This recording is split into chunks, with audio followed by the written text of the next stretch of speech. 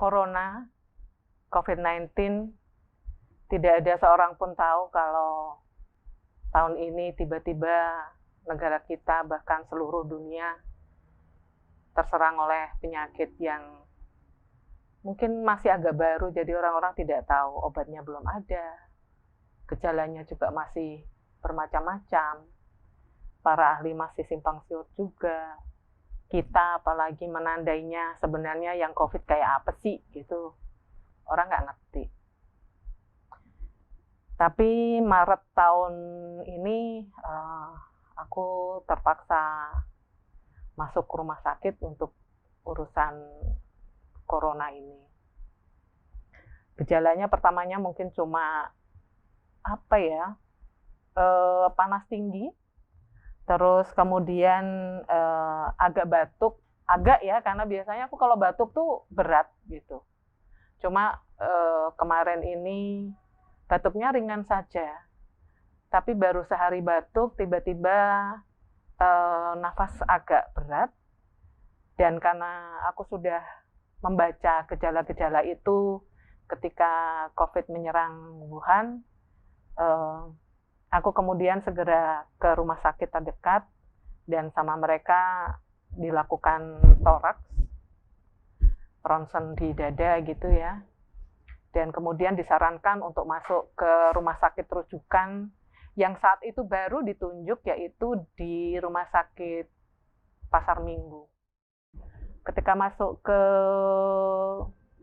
gawat darurat, mereka meminta aku untuk bersabar karena beberapa orang sudah masuk ke situ, dan semua baik perawat, dokter sudah mengenakan APD. Mereka masih takut sekali sepertinya mendekati kita gitu ya. Tapi kemudian mereka juga memeriksaku, dan kemudian diputuskan bahwa memang aku terserang COVID-19. Saat itulah, malam itu aku harus dirawat inap. Malam itu masih agak nggak paham sebenarnya isolasi untuk COVID ini seperti apa gitu ya. Tapi ternyata mungkin karena juga keterbatasan APD ya, jadi misalnya ketika nafasku sesak malam itu gitu, aku pencet bel, nggak ada suster yang masuk. Setelah mereka masuk, ternyata masuk itu ada jadwalnya, hanya jam 5 pagi, 5 sore, 11 siang, sama 11 malam gitu, jadi 4 kali. Di luar itu, meskipun kita ada kesulitan apapun, mereka nyaris tidak akan masuk. Keterbatasan APD pada saat itu, juga SOP barangkali ya yang belum terbentuk karena COVID baru saja masuk ke Indonesia dan mereka baru 2 hari ditunjuk sebagai rumah sakit rujukan, itu membuat mereka mungkin juga gagap. Aku sendiri mencoba sabar dengan kondisi yang ada. Aku paham betul para perawat juga dokter ini, mereka masih gagap dengan segala macam hal yang harus disiapkan di ruang isolasi dan lain-lain. Tapi satu lagi, kuncinya ketika teman-teman harus masuk isolasi adalah sabar. Karena tidak semua yang kita inginkan bisa kita dapat dengan cepat. Ada waktu-waktu perawat masuk, dan itu kadang menjengkelkan. Kalau kita nggak sabar tuh kepengen rasanya marah gitu ya. Ini sesak nafas, oke, kita sudah ambil selang oksigennya, kita kepengen ke kamar mandi, belum bisa dengan baik gitu karena ke kamar mandi gitu ya, mesti pelan-pelan banget, karena kalau kecepatan sedikit langsung ngap lagi. Padahal kepengennya kalau ke kamar mandi kan nggak mungkin bawa selang oksigen, ku bawa ke kamar mandi kan nggak mungkin. Jadi oke, pelan-pelan banget. Jalan tuh kayak tahu hewan apa itu? Sloth. Hewan yang pelan-pelan banget bergeraknya gitu. Mau ke sana saja gitu sampai bergerak lama gitu. Itu yang terjadi kepadaku saat hari-hari pertama dirawat di Rumah Sakit Pasar Minggu. Hari-hari berikutnya lebih sehat. Lebih sehat dalam arti tubuhku lebih bisa beradaptasi. Oksigen sudah tidak kupakai gitu, tapi masih di nebu pagi dan sore. Terus kemudian ada satu lagi yang seru pada saat aku masuk pertama situ, karena ketika orang lain sudah masuk ruangan, mereka langsung di swab. Aku sampai hari kelima belum di swab juga. Jadi rasanya ini gue ngapain di sini gitu. Kalau nggak tahu bener nggak sih aku kena COVID atau tidak, toh taunya kalau sudah di swab gitu ya. Waktu itu belum model ada rapid test, jadi ketika masuk rumah sakit langsung swab aja gitu. Yang lain-lain di swab, aku nggak sampai hari kelima. Sampai aku bilang pada suster, kalau sampai besok pagi aku tidak di swab juga, aku akan cari cara gimana caranya aku akan kabur dari sini. Nggak tahu apa memang labnya memang jatahku besoknya atau gimana, atau suster nyampein ke dokter atau gimana, besoknya aku di swab juga gitu. Rasanya nggak lucu dah di swab, kalau bisa jangan. Bayangin aja ada cotton bud gitu ya, bentuknya kayak cotton bud aja kok, tapi pegangannya tuh agak panjang. Kalau cotton bud pendek, ini agak panjang. Itu dimasukkan ke hidung, terus diputer 10 kali putaran. 1, 2, 3. Aku tahu 10 putaran kenapa? Karena si perawatnya, si orang labnya tuh ngitung. Dilepas. Udah Bu, langsung hidung tuh kayak apa ya, mau bersin tapi enggak, agak sakit dikit tapi enggak sakit juga sih. Lebih ke apa ya, risih banget gitu. Dan selama di situ swab itu dilakukan 3 kali dan hasilnya baru keluar hari keberapa ya? Ke-14 loh.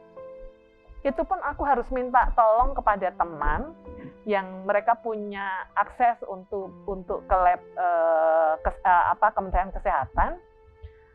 Dan akhirnya baru keluar hasil swab pertama itu positif. Setidaknya aku ngerti lah, oke, aku kena COVID. Ya, maksudnya ada konfirmasi lah. Sebenarnya dari gejala kita juga tahu kalau aku kena COVID, cuma apapun perlu konfirmasi, gue positif atau negatif, kayak gitu, dan positif. Hasil bahkan dari 3 hasil yang keluar, 1 swab positif, swab kedua tidak ketemu hasilnya, nggak tahu kemana. 10 menit kemudian yang di sebelahku. Dan bisa bayangin nggak, persiapan untuk merawat jenazah pada saat itu kan belum selancar sekarang barangkali ya. Dan barangkali juga mereka harus menyiapkan segala macam peti mati lah, plastik untuk membungkus lah gitu. Jadi dari mereka gitu ya, mereka terus kemudian setelah dua-duanya meninggal, alat-alatnya diberesin gitu, mereka terus kemudian keluar. Habis itu aku baru bisa telepon anakku. Aku mau nangis gitu.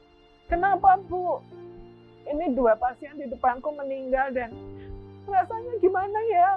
Aku nggak bisa gitu. Sabar Bu, mereka cuma bisa bilang begitu. Tapi ya aku cuma butuh orang yang aku bisa menangis lah. Dan setelah jenazah itu akan diambil gitu ya, perawat masuk 3 orang. Sepertinya satunya perawat, yang 2 lebih ke penyelenggara pemulasaraan jenazah gitu. Bu, kayaknya ditutup dulu ya gitu kan, masing-masing tempat tidur itu kan dilindungin sama kain gitu kan, ada pembatas kain gitu. Jenazah sudah ditutup kain. Jam 6 ketika suster keluar itu jenazah ditutup kain semua, jadi hanya kain. Jadi sekarang nggak boleh turun sama suster. Supaya tidak kejadian lagi, sudah dipakein pampers segala macam gitu ya, dan dia nggak nyaman gitu. Setiap kali aku mau pup tapi nggak enak, nanti kasihan susternya gitu. Loh Nek, nggak apa-apa, itu sudah tugas susternya, jadi harus ngingetin lagi. Cuma aku membayangkan, andai kata aku yang jadi dia gitu, aku juga akan mengalami hal yang sama gitu. Apa sih enaknya pakai pampers dan sebagainya. Dan ingat, suster hanya masuk jam 5 pagi, 5 sore, 11 siang, 11 malam. Jadi katakanlah kita pup menggunakan Pampers itu, suster menggantinya akan ada di jam-jam itu, bukan langsung. Jadi bayangkan betapa nggak enaknya di ruang isolasi. Belum lagi ada pengalaman di ruang isolasi itu ya, saat pertama datang itu ruang sebelah itu tiba-tiba kedobrak, kedengaran kalau apa ya, ada orang yang ngamuk gitu loh. Tolong, yang satunya teriak-teriak begitu.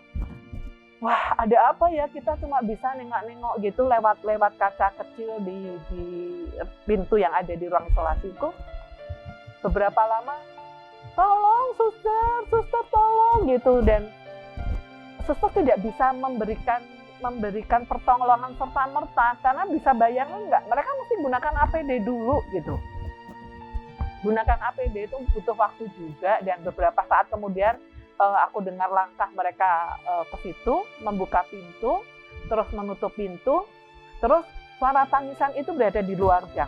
Nah, aku nengok dari pintu, ada remaja, masih remaja perempuan nangis gitu, bawa HP, suster gitu, nangis duduk di bawah. Malam ketika ada suster yang masuk ke ruanganku, aku nanya, sebelah kenapa sih sus? Bu, ada yang delusi, dia merasa akan dibunuh oleh orang di sebelahnya. Jadi yang dia ngamuk ke pasien sebelahnya gitu, dan membuat yang pasien satunya juga takut gitu, dan terjadilah huru-hara itu gitu. Jadi banyak sekali drama di rumah sakit, ruang isolasi selama pandemi gitu. Tapi alhamdulillah kita bisa sehat gitu ya. Banyak kok cerita di ruang isolasi itu. Di ruang isolasi sebenarnya kita boleh pesan makanan dari luar gitu ya. Cuma kan karena ada komorbid ini, aku menyiapkan diriku, oke deh gue makan dulu apa yang disediakan oleh rumah sakit. Tapi bayangin nggak sih, nasinya tuh nasi lembek, bubur tidak, nasi tidak gitu. Dan itu rasanya, aduh nggak kemana-mana deh gitu.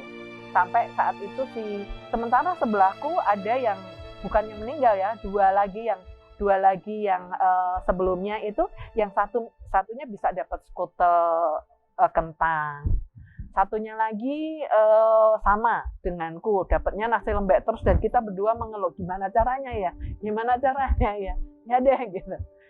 Dan dia bisa pesan ke bapaknya untuk mengirimi dia makanan, piring dan sebagainya. Jadi terus kemudian pisau ini tahu nggak sih digunakan untuk apa? Selama 5 hari di rumah sakit tuh aku nyaris belum ke belakang. Nggak enak lah, perut begah dan segala macam. Jadi kiriman yang mendekati itu kelima itu, satu, aku minta dia beliin pencahar, bawa pisau, bawa buah naga, terus kemudian deterjen buat mencuci. Jadi terus kemudian baju habis pakai, ku cuci sendiri, ku letakkan di gantungan apa ya namanya ya, gantungan kamar mandi kan ada gantungannya, biar dia agak basahnya habis. Terus kemudian ku bawa kardiomegali. Jadi alasan komorbidnya ini yang ku sampaikan ke mereka. Nggak tahu kenapa ya, mau menyampaikan kalau aku kemarin kena COVID gitu kok nggak enak ya. Padahal kemarin sempat ada yang COVID dan mereka nggak antipati banget loh gitu. Cuma rasanya kok nggak enak gitu mau menyampaikan ke mereka COVID gitu. Mungkin aku khawatir nanti kalau apalagi pas masuk tuh sampai bilang ke anak-anak bahkan yang minta nggak usah ngomong-ngomong kalau ibu COVID ke tetangga-tetangga, kan ada ya.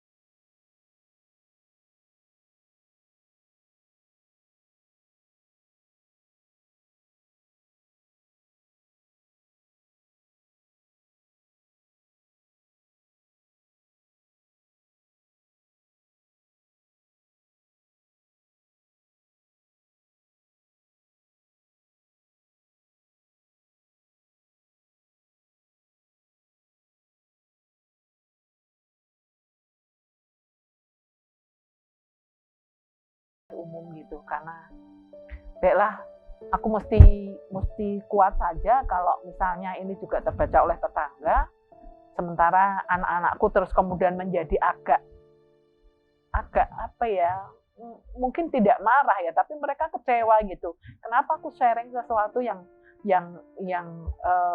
seharusnya aku tutupi gitu. Tapi menurutku enggak. Aku memang harus share cerita ini supaya apa? Supaya orang belajar gitu. Tidak boleh kita meremehkan yang namanya COVID-19, corona ini nggak boleh. Tapi juga jangan takut berlebihan. Sepanjang kita memenuhi protokol kesehatan, sepanjang kita aware tubuh kita ngapain, dan seperti tadi, ketika sesak napas segera masuk ke rumah sakit rujukan. Rasanya kita bisa selamat kok. Aku sudah membuktikan bahwa bahkan dengan komorbid yang aku punya gitu, bahwa ada orang-orang yang terpaksa lewat gitu ya, kayak dua teman seruangan itu gitu ya.